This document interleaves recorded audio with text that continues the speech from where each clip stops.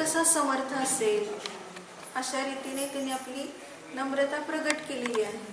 परंतु याच्यातून काय बोध घ्यायचा आहे की आपण आपल्या स्वरूपाने जसे आहोत ते तसेच आहे. त्याला कोणी सुद्धा दुसरं काही कमी जास्त करू शकत नाही. म्हणून काय आहे की कोणी आपली स्तुती केली तरी मोठी होत नाही, निंदा केली तरी लहान होत नाही. आता 5 नंबरचा श्लोक सांगतात. सोहम तथापि तव भक्ती वशान मुनीश कर्तुस्तवं विगत शक्तिरपि प्रवृत्ता प्रीत्यात्मवीर्यमविचार्य मृगो मृगेन्द्रम् नावेति किं निजशिशो परिपालनार्थम्.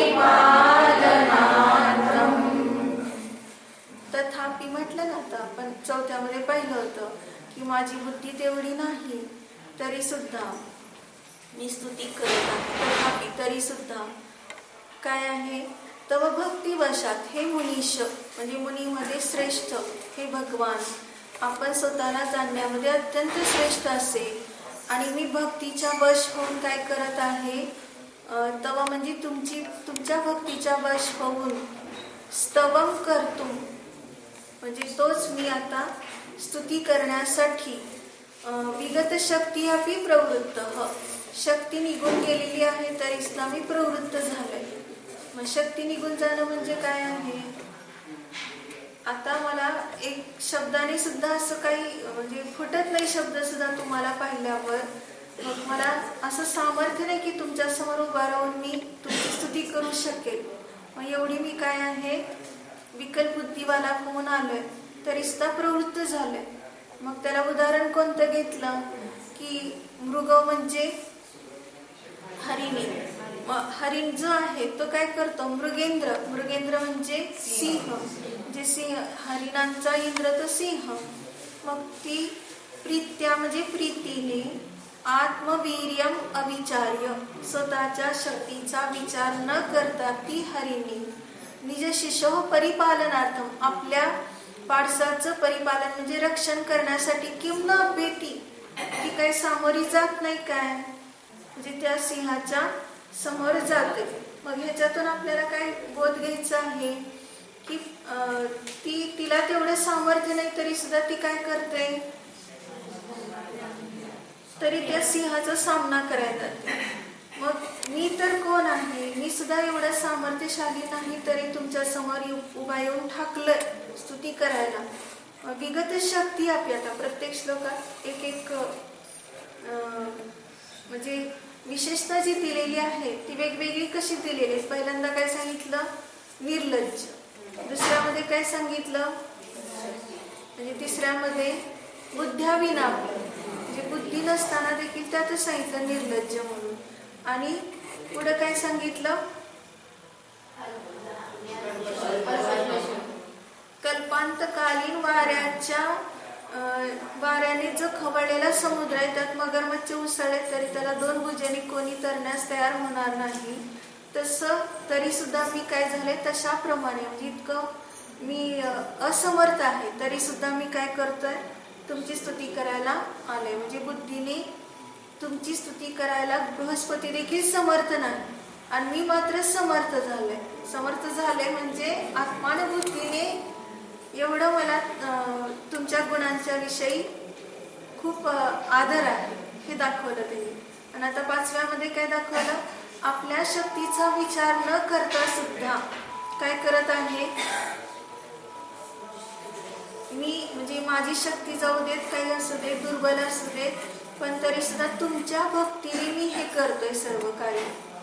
तुमच्या भक्तीने व्यवहार नाही म्हटलं, निश्चयाने काय म्हणायचं, भक्तिवशात म्हणताना भज धातू सेवने, म्हणजे आत्मानुभूतीच्या बलाने मला हे सर्व सामर्थ्य असं प्रगट होत आहे की जेणेकरून मी सहज काय होत आहे, स्वतःला जाणून आनंदालाच प्राप्त होतो.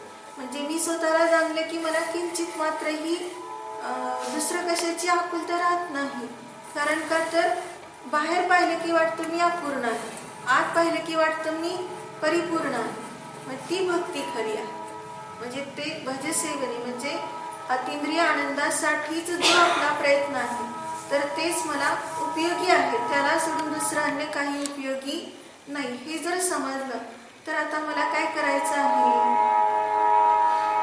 मला दुसरं काय 5वी गाथा लगेच लावून टाकायची समयसारची, म्हणजे माझा बद्ध व्यवसाय एवढाच आहे, प्रदर्शन करणं. येत काय सांगितलं? तम येत विहत्तम दायेहम आपणोस विहवे, म्हणजे मी आपल्या वैभवाने सहित येऊन मी हे सर्व काय करत आहे? एकत्व विभक्ताचं प्रदर्शन करत आहे. म्हणजे आत्मानुभूती घेतली, निर्विकल्प झालं आणि बाहेर आलं की काय झालं? बाहेर आलं की आपोआपच तिच्याविषयीचे भाव संपले. कुठले?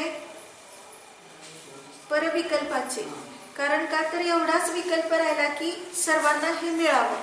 काय मिळावं सर्वांना? जसं मी आत्मानुभूती घेतली, जसा हा आनंद मी भोगलाय तसा सर्वांना मिळावा, ह्याला सोडून दुसरं माझं काही नाही. बाहेर आलं की एवढंच सांगणार, जसा मी आनंद भोगलाय. आत गेलो की काय करणार? अतिंद्रिय आनंदच भोगणार. म्हणून काय आहे की विगत शक्ती अपि शब्द जोडला तिथं. मग कोणती शक्ती निघून गेली? आता लावायचं इथं परत. कोणती शक्ती गेली निघून? बोलण्याची शक्ती निघून गेली, कारण मी इतका गुप्त झाले. त्यामुळे मला आता तुमच्या पुढे शब्द फुटत नाही. म्हणजे निजध्रुव अशब्द स्वरूपी आहे जाणलं की बोलण्याचे विकल्प संपले. ही खरं शक्ती कोणती प्रगट झाली? स्वभावाची शक्ती प्रगट झाली, विभावाची शक्ती निघून गेली. ह्यात तरी सुद्धा मी प्रवृत्त झाले. म्हणजे काय प्रवृत्त झालं? म्हणजे मुनी दीक्षा घेतली, केवळ ज्ञानी झालो किंवा केवळ ज्ञानी होणार वगैरे अशा रीतीने ह्यामध्ये मी प्रवृत्त झाले की मला आता सगळं संसार संपलाय हे कळलंय. म्हणजे काय कळलं? की शरीर माझं नाही, आणि तरी सुद्धा हे कळून सुद्धा मी प्रवृत्त झालो. मग कुठं प्रवृत्त झालो? तर आत्मानुभूती घेण्यासाठी प्रवृत्त झालो. इकडे व्यवहाराने म्हटलं भगवंतांची स्तुती करायला, आणि इकडे काय म्हटलं की अगदी मी कसं आहे, 4थ्या गुणस्थानवरती असेल, 5व्या गुणस्थानवरती असेल, 6व्या 7व्या गुणस्थानवरती असेल, तर 12व्या गुणस्थानपर्यंत अल्पज्ञ, पण तरी सुद्धा मी एवढं धैर्य धारण करतोय की मी पूर्ण जाणते माझं स्वरूप असंच आहे, तुमच्यासारखंच आहे. म्हणून सोहम, तोच मी, जसा तुम्ही आहे तसाच मी आहे. तथापि तरी सुद्धा तुमची मी स्तुती करायला आले. मग त्यावेळेस शक्ती नाही. शक्ती नाही म्हणजे परद्रव्याला दुसरा तिसरा अर्थ काय काढायचा? परद्रव्याची स्तुती करणं हे माझं काम नाही. ती माझी शक्ती नाही. माझ्या स्वभावाची शक्ती कोणती आहे? फक्त स्वतःमध्ये राहणं, न्यायिक राहणं एवढंच आहे. मग तरी सुद्धा विकल्प आलाच. मी जाणतोय शब्द माझे नाही, स्तुती करणं माझा स्वभाव नाही, शुभभाव करणं माझा स्वभाव नाही, एवढं सगळं लावायचं अपीमध्ये. तरी सुद्धा मी कसं आहे? तरी सुद्धा प्रवृत्त आहे. प्रकर्षाने वृत्त म्हणजे स्वभावातच राहणार आहे. इकडे जरी स्तुती करते असं वाटलं तरी सुद्धा काय आहे? स्वभावातच प्रवृत्त आहे. ह्याला सोडून दुसरं मी अन्य काही करू शकत नाही. म्हणजे मी कर्ता बुद्धी घेतच नाही की मी तुमची स्तुती करतोय, कारण इकडे काय आहे? तो विचार केला तर शक्तीच राहत नाही, म्हणून ती त्या शक्तीने रहित आहे. आजपर्यंत ह्या वीर्यांत्राय, सकाळी सांगितलं ना, वीर्यांत्राय कर्माच्या क्षय क्षमाचा उपयोग काय केला आजपर्यंत? प्रतिकार करण्यासाठी केला. त्याने काय म्हटले की आपण लगेच काहीतरी म्हणायचं, त्याने प्रेम केलं की आपण करायचं, त्याने द्वेष केला की आपण द्वेष करायचा, किंवा त्याने शिवी दिली की आपण शिवी द्यायची, त्याने धन दिलं की आपण धन द्यायचं, त्याने काहीतरी चांगलं बोललं की आपण चांगलं बोलायचं, त्याने वाईट बोललं की आपण वाईट बोलायचं. अशामध्ये आपली शक्ती घालवली, तर त्या शक्तीने आता मी रहित झालो. कोणत्या शक्तीने? देणं घेणं, देवाणघेवाण संपलं आता माझं. किती पण येऊन माझी भगवान तुमच्यासारखा मी आहे हे म्हणताना सोह म्हणतो ना तिथं. मग काय म्हणतो? तुमच्यासारखा मी आहे म्हणताना तुम्हाला किती 3 लोक येऊन स्तुती करते, जय जयकार करते, वंदन करते, तरी तुमचं लक्ष तिकडं नाही. म्हणजे तुम्हाला त्याचं ओझं वाटतच नाही. की एवढे लोक आपल्याला एवढं चांगलं बोलतात, आपण पण त्यांना काहीतरी दिलं पाहिजे, असा जर विचार आला तर तुम्ही भगवान राहत नाही. मग तुम्ही कसे आहात? श्रेष्ठ भगवान आहात. मग तसंच म्हणजे तोच मी आहे. म्हणून माझ्या स्तुतीचं पण वजन तुम्हाला देत नाही. उलट विगत शक्ती, त्या शक्तीने रहित आहे मी. जसं निंदा करणारा नाही तसं मी स्तुती करणारा सुद्धा नाही, कुठलेही शब्द बोलणारा नाही. हे समजून घ्यायला आलोय मी इथं. काय सांगितलं त्यांनी? मी हेच समजून घ्यायला आलेलं आहे की जसं तुमचं स्वरूप आहे तसंच माझं स्वरूप आहे, काही सुद्धा दोन्हीमध्ये फरक नाही. आणि हे समजल्यामुळे काय झालं? खूप मोठा फायदा झालेला आहे. काय फायदा झाला? की आता पूर्ण क्षयक्षम हा माझ्याकडे लागतोय आणि तो माझ्याकडे लागल्यामुळे आता तो क्षयिकमध्ये प्रवृत्त होतोय. म्हणजे तुमच्यासारखाच मी होणार, म्हणजे केवल ज्ञानी होणार, सिद्ध होणार. मग आहे जाणलं म्हणून पर्याय तशी प्रगट होते. स्वरूप आहेच म्हणून या विगत शक्तीमध्ये किती आणि अपि शब्दामध्ये सुद्धा किती मोठं संपूर्ण श्लोकाचा सार भरलेला आहे. म्हणजे विभावाची शक्ती गेली आणि तरी सुद्धा अजून मी शरीरात आहे. अपीने लगेच त्याला बाधा दिली ना. आता विभाव करणार नाही, पक्का निर्णय केलाय.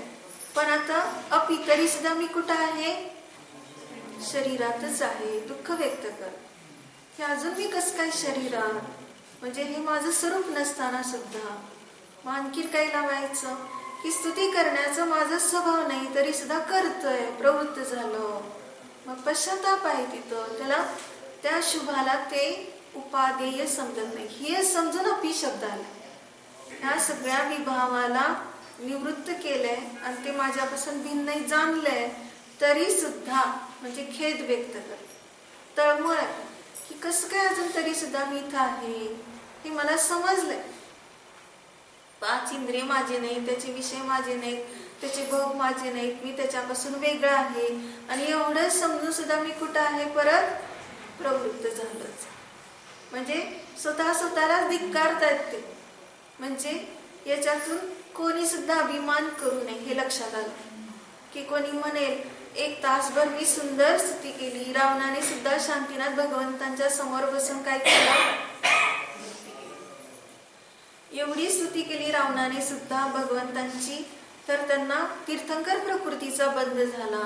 मग तिथे सांगतात विगत शक्ती, त्या शक्तीने सुद्धा मी रहित आहे. ती विभावाची शक्ती माझी नाही. कारण का तर मी अत्यंत स्वरूपामध्ये ना मग लगेच रावणाकडे लावायचं तरी सुद्धा त्याला कळतंय, तरी सुद्धा तो प्रवृत्त झाला स्तुती करण्यामध्ये. तसाच मी सुद्धा एक वेडा आहे रावणासारखा म्हणा, किंवा अजून कोणी भक्त स्तुती करत असेल तसा मी आहे. मग तरी सुद्धा परत काय म्हटलं? तथापि. आता कुठं लावायचं तथापि? मागच्या श्लोकाकडे नाही लावायचं. तुमच्या गुणांना मी सांगू शकत नाही असं जे म्हटलं, तथापि तरी सुद्धा असं म्हटलं ना, तर तरी सुद्धा कुठं लावायचं? 2 अपी आले नाही इथं. मी तुमच्यासारखा आहे तरी सुद्धा अजून कुठं राहिलो? संसारातच राहिलो. म्हणजे सोहम तथापि म्हणजे एवढं की आता तुम्ही चाललाय, सिद्ध व्हायला निघालाय आणि तुमच्या मागोमाग आता यायचं म्हटलं तर एवढी शक्ती आहे माझ्यात, तरी सुद्धा अजून माझे किती भाव आहेत? म्हणजे हा तरी भाव असेल, पुढचा स्वर्गातला तरी असेल आणि मनुष्य तरी. म्हणजे तरी सुद्धा अजून मी एवढ्या भावात अडकलोय. मग काय माझी त्या स्तुतीचा उपयोग आहे असं म्हणायचं. म्हणजे ती स्तुती खरी नाहीच आहे माझी. कारण आता ह्या क्षणातच मला मी जसा विचार करतो की मी शरीरहित आहे, तसं ह्या क्षणात माझी ती पर्याय प्रगट होण्याच्या म्हणजे अशा जिज्ञासेने आले आणि तरी सुद्धा अडकलो. म्हणजे पश्चाताप. म्हणून अपि शब्द काय देतो? आहे तथा आणि अपि. तथा म्हणजे तशा प्रकारचं स्वरूप, जसंच्या तसं स्वरूप आहे. पण अपि तरी सुद्धा स्वरूप जाणून सुद्धा काय दुर्दशा झाली, स्वरूप जाणून सुद्धा काय करतोय. म्हणून या ठिकाणी जिथं हे आचार्य एवढी स्तुती करताना सुद्धा आपली काय करतायत? निंदा करतायत. आणि एवढं खेद व्यक्त करतायत, पश्चाताप करतायत, आणि आम्ही वाईट काम करून सुद्धा म्हणतो मी चांगलं केलं. म्हणतो की नाही? विचारलं कोणी स्वयंपाक केला? मीच केलं. दिवाळीचं कुणाला येते? माझ्याशिवाय कुणाला घरातलं येत नसते. लाडू जिलेबी सगळं मलाच येत असत. म्हणजे तथापि वाटत नाही, विगत शक्ती अपि वाटत नाही. तिथं आपण अपशब्द लावलाच नाही. म्हणजे काय लावलं आपण त्या ठिकाणी? कर्तृत्वच घेतलं अजून. म्हणून आपल्याला काय आहे की मी काही केलंच नाही असं इतकं आपल्याला अकर्ता अभोक्ता हा स्वभाव जसाच्या तसा जाणीवेत आला पाहिजे. आणि तसं जाणीवेत आला तर किंचित मात्र आपली दुर्दशा होणार नाही. म्हणून आपण प्रत्येक समय काय विचार करायचा आहे की मी माझ्या स्वरूपाने परिपूर्ण आहे हे जाणून लगेच आपण इतकं अंतरंगामध्ये अंत काय म्हटलं? परिणतोंत शनैर हस्तयुग्मम. कसे दोन हात जोडले? परिणतोंत शनैर हस्तयुग्मम. म्हणजे हे भगवान अंतरंगामध्ये मी असा परिणत झालेला आहे की आता बाहेरचे कुठलेही मला विषय कशाय राहिले नाहीत, कुठले विकल्प राहिले नाहीत, कुठले दंदफंद राहिले नाहीत, कपट राहिलं नाही, मायाचार राहिलं नाही, आणि ईर्ष्या राहिलं नाही, मत्सर राहिलं नाही. ह्या सगळ्यांनी विगत शक्ती, ही सगळी शक्ती माझ्यातनं काय झाली? निघून गेलेली आहे. म्हणजे मी इतका परिपूर्ण आता स्वभावाचं वेधन करतोय त्यावेळेस मला अगदी तुमच्यात आणि माझ्यात काही फरकच वाटत नाही. म्हणजे इतकं मी अंतरंगामध्ये परिणत झालो. आहे का आपण तेवढे परिणत? आलो म्हणतो. आणि आता किती वाजलेत? लगेच घड्याळाकडे लक्ष जातो म्हणतो. मग शिखरजीला जाताना वंदना करताना परत येण्यासाठी वर चढलो की भगवंताने क्षेत्रमंगल केलं, तसंच माझं एक क्षेत्रमंगल हो म्हणून केलंय वर.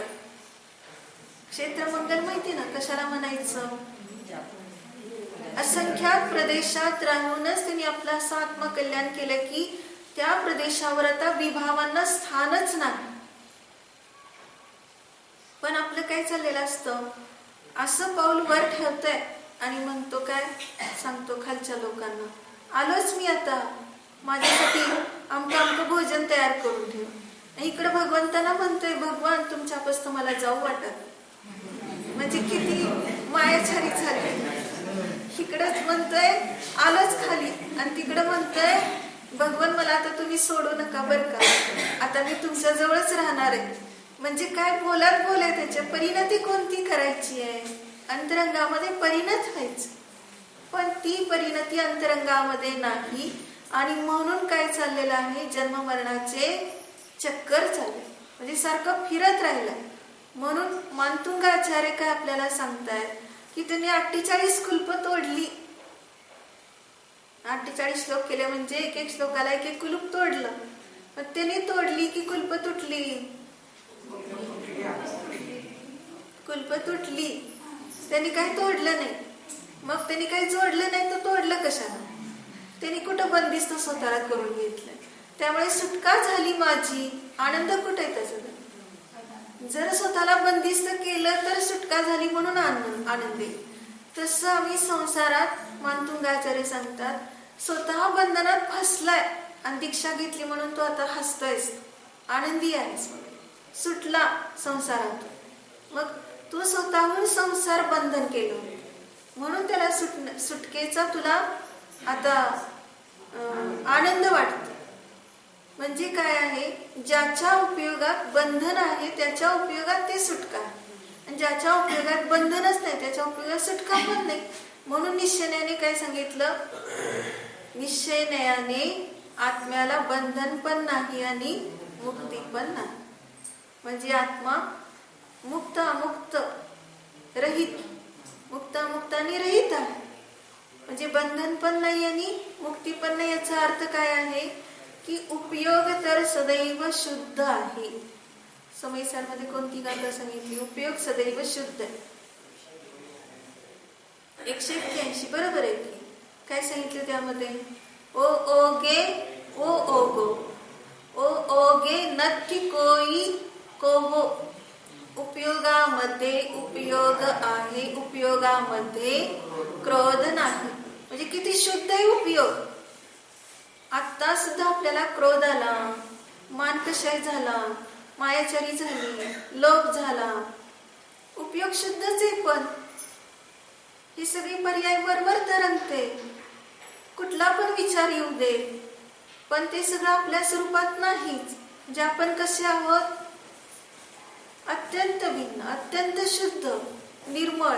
मग असं जर आपण जाणलं तर मग आपल्याला असं वाटेल का, बघा आपल्या शेजारी बसलेला काय करतोय, दिवाळीचे कपडे घालून बसलाय, चांगले आता सजून बसलाय.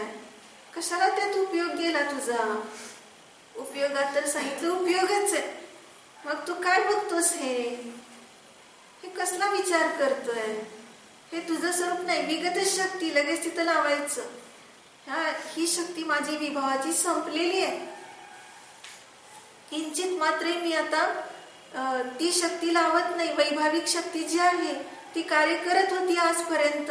कोण नटलंय, कोण मंदिरात कसं कपडे घालून आलंय, कोण कसं बसलंय, कोण किती दागिने घातलेत, किंवा कोण पूजा करते का, निर्वाण महोत्सव साजरा करायला कोण आलेत का, सगळे हे बघण्यासाठी आजपर्यंत मी सगळे वर्ष असे घालवले.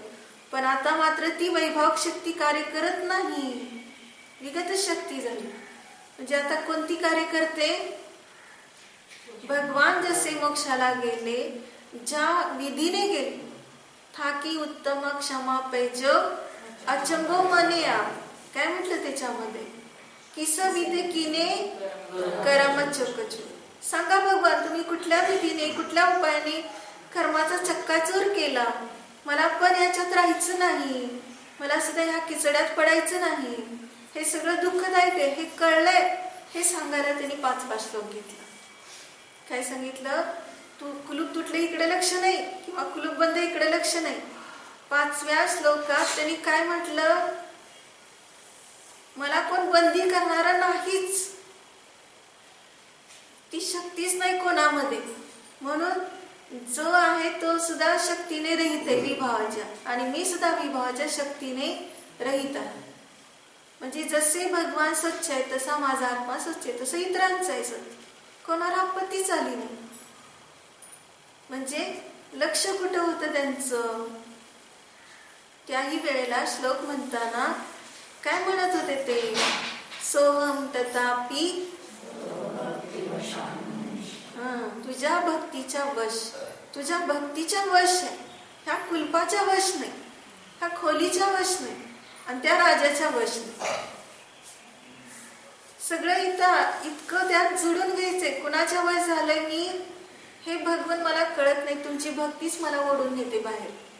बाहेर म्हणजे कुठं? ह्या खोलीच्या बाहेर, ह्या कुलपाच्या बाहेर, ह्या जन्म मरणाच्या संसारातून बाहेर ओढून. मग ते व्यवहाराने म्हटलं, निश्चयाने माझी भक्ती आत ओढते मला. त्यामुळे मला कुठं सुटायचंच नाही आणि कुठून पळायचं पण नाही, आणि कोणी सोडावं हा विकल्पच नाही. ह्या विचारात ते कुलूप सहज तुटून गेले. म्हणजे आपल्याला वाटेल कोणतरी मदतीला यावं, खूप ओझं आहे, आणि इकडं तिकडं बघतोय, आपल्याला एकट्याला उचलणार नाही. मग कोण उचलून देणार? आणि बघितलं तर कोण एक मनुष्यही दिसत नाही, आकुलता होते. मग त्यावेळेस आणखीन त्याला तसंच ताटकळत बसावं. कारण त्यांनी अपेक्षा केली ना, कोणीतरी यावं ओझं उचलायला, आणि मग माझं ओझं उचलल्यावर बरोबर चालेल. तसं नाही. त्यांनी अपेक्षाच केली नाही, कुठल्या व्यंतराची केली नाही, की कुठल्या राजाची केली नाही, प्रजेची केली नाही, कुठल्या भक्ताची केली नाही. निरपेक्षपणे काय चाललंय त्यांचं? मी मजेत आहे, मला कुठं जायचं, मला कुठं सुटायचं, मी आहेच. काय आहे? अहम. लगेच तिथं लावायचं, मी आहे. कोण आहे? स म्हणजे तो म्हणजे कोण? जसं मी त्या ठिकाणी होतो. कुठल्या ठिकाणी? निगोदात होतो. मग त्यावेळेस कुणाला विनंती करायला लागतो का, की लवकर सोडवा दुःखातून? मी चालय नाही तो मानतुंग होऊन. कोणी मला सोडवलंय मानतुंग व्हायला? कोण आलंय? मान म्हणजे ज्ञान, तुंग म्हणजे उच्च. उच्च ज्ञानाचं शिखर मी गाठलं त्या निगोदात न येऊन. आणि ह्या तुच्छ कुलपाला तोडण्यासाठी कोणाची मी विनंती करणार? ह्या बंदीखान्यातून मला सोडवा म्हणून मी काही याचना करणार? मी बंदीखान्यात नाहीच आहे. मी गोदातनं सुटलंय आणि हा तर काहीच नाही. नरकातनं सुटलंय हे काहीच नाही. मग तिथे सांगितलं विगत शक्ती, हा प्रतिकार करण्याची शक्ती माझी निघून गेली. कुठलं? कर्मचेतना भोगण्याची शक्ती निघून गेली. मी फक्त ज्ञान चेतनेमध्ये प्रवृत्त आहे. पण कशात प्रवृत्त आहे? ज्ञान चेतनेत प्रवृत्त. ज्ञान चेतनेशिवाय अन्य दुसरं मला काही सुद्धा दिसत नाही, काही सुचत नाही. म्हणजे एवढं मी स्वभावात लागली. माझी शक्ती कुठे लावली आहे? स्वभावात. नाहीतर सगळे म्हणतील किती छान भक्ती केली, किती स्तोत्र सुंदर केलं, पण इथं त्यांनी आधीच सांगून टाकली विगत शक्ती. ती शब्दाची शक्ती माझी राहिली नाही. फक्त शुद्ध उपयोगात उपयोग ठेवण्याची तेवढी शक्ती आहे. ती माझी शक्ती आता कार्य करते, प्रवृत्त झाली त्यामध्ये. आता ती निवृत्त होणार नाही. म्हणजे मी सदैव कशाला जाणणार? स्वभावाला जाणून परिपूर्ण होणार, परिपूर्णतेचाच अनुभव घेणार. त्याशिवाय दुसरं मी अपूर्णतेचा अनुभव करत. एवढे 48 कुलपात असताना असे विचार करणारे आपण कुठल्या कुलपात आहे की सारखं आपलं विचार बाहेर धावतोय? कुठल्या कुलपात आहे? म्हणजे इकडे लगेच म्हणतो दिवाळीचं सुद्धा मला सोडत नाही बघा. बाहेर फिरायचं असतं, आम्हाला काही बघायचं असतं, मजा करायची असते, पण तेवढं सुद्धा आम्हाला सुटका नाही. किती आम्हाला बंधनात ठेवलं. म्हणजे 48 कुलपं आठवली तर लक्षात येईल, निगोद आठवलं तर लक्षात येईल, नरक आठवलं तर लक्षात येईल की त्यापेक्षा हे काहीच नाही. हे तुझ्या विचाराचं बंधन. म्हणून आता तू फक्त ज्ञानामध्ये उपयोगामध्ये इतकी निर्मळता ठेव की तुला दुसरं काहीही कार्य करण्याची आवश्यकताच पडणार. हे प्रत्येक समय स्वभावाला जाणूनच आनंदाला प्राप्त होईल. नाहीतर काय आहे, बसलं भगवंताजवळ जाऊन आणि काय म्हणतो ह्यांच्यासारखाच माझा पण वेळ आता स्तुतीमध्ये खूप चांगला जाऊ लागला. मग त्यांची मुलाखत घेतली. काय तुम्ही स्तुती करण्याचा खरंच छंद आहे की तुम्हाला काव्य येते म्हणून करताय, की आवड आहे म्हणून करताय, की उगाच वेळ टाइमपास करायचं म्हणून करताय? मग तो म्हणतो मैत्रीण असते, ती मैत्रीण विचारत असते. मग ती म्हणते की तसं नाही काय, मला एवढं कुठं भगवंतांचं काय आहे आणि त्यांचं मला काही एवढं ज्ञान आहे का, पण एक आपलं घरी खूप काम असते तेवढं एक वाचवायला म्हणून बसत असते. मग सगळ्यांना वाटतं चांगलं स्तुती करते, चांगलं भजन करते असं वाटतं. ते पण दाखवायला झालं आणि माझं काम पण चुकलं. मग हे भगवान विगत शक्ती, ती शक्ती आता माझ्यात राहिली नाही फसवायची कोणाला. हा कपटाचार मंदिरात येऊन मी करणार नाही. मग हे तर एक उदाहरण घेतलं. असं किती कपटाचार चाललाय आपला. म्हणजे काय काय करण्यासाठी आपण आमिष, किती त्या माणसाला एक आमिष कोणतं दाखवलं. एक भाकरीचा तुकडा त्या जाळ्याला लावला आणि ते आपलं आलं बिचारा त्याला खाण्यासाठी आणि फसला त्या जाळ्यामध्ये. मग तसं आमचं सुद्धा काय चाललेलं असतं, एक काहीतरी आमिष दाखवायचं. मग भगवान काही त्याला म्हणजे मासा फसला तसं भगवान काही फसत नाही, पण लोक फसतात. लोक म्हणतात हो किती सुंदर वेश घेतलाय, ब्रह्मचारी झालाय, किती छान भजन करतोय, स्तुती करतोय. मग इकडं खाने को लड्डू मिले लोग कहे महाराज, किती चांगले छान चाललंय की नाही म्हणतो. लोक मला काय म्हणतात महाराज, आणि इकडं साधू म्हणून खाऊ घालतात चांगलं पकवान वगैरे. मग छान चाललंय माझं, इतकं व्यवस्थित चाललंय. मग हे ऐकून काय होतं, त्याला वाटतं की नाही असंच करावा धर्म, हाच चांगला आहे, एवढाच धर्म चांगला आहे. कशाला शरीराला एवढं क्लेश देत बसायचे, कशाला काही कोणाला म्हणत बसायचं की मला हे द्या ते द्या. असं केलं की आपोआप भगवान देतात मला. आणखीन मिथ्यात्वात गेलं. म्हणजे काय आहे, विगत शक्ती भगवान, मी तर आलोय पण ती शक्ती नाही आता माझ्यात की तुमच्याकडे हे मी मागावं की माझं सांसारिक सुख चांगलं हो, मला सगळं मिळो, माझी पत्नी वेडसर आहे, आता मला पुढच्या जन्मी चांगली पत्नी मिळू नाही, ह्याच जन्मी अजून एक चांगली पत्नी. मग असा विचार केला तर सांगितलं नाही, त्यासाठी आलोच नाही. विगत शक्ती, मी ते मागायला आलो नाही. मी इतका निरपेक्ष आहे, सौदा करत नाही तुमच्याकडे, त्या बदल्यात मी काही मागतच नाही. माझं असं आहे की जरा दरिद्री खूप आहे, धन मिळालं की भगवान तुमची आणखी जास्त स्तुती करतो, जोमाने करतो. तर विगत शक्ती, मी त्या शक्तीतनं रहित झाले. मग आता आपल्याला हे सगळं कळले, असं बोलायचं नसतं भगवंतासमोर. पण मनात काय विचार येतो मंदिरात बसल्यावर? काय विचार येतो? घरचा काहीच विचार येत नाही ना.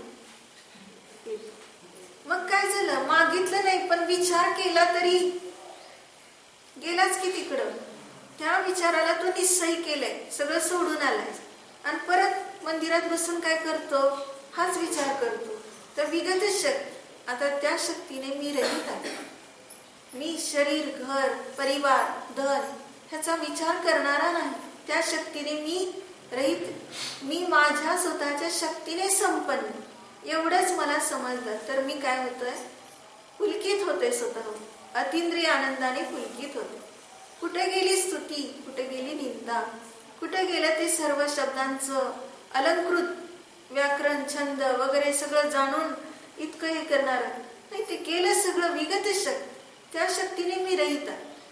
ती व्याकरणाची शक्ती सुद्धा माझ्यामध्ये नाही, छंदाची शक्ती माझ्यामध्ये नाही. मी फक्त अंतरंगामध्ये अतिंद्रिय आनंदाचा फुलोरा करत, बाकी दुसरं काही सुद्धा करत नाही.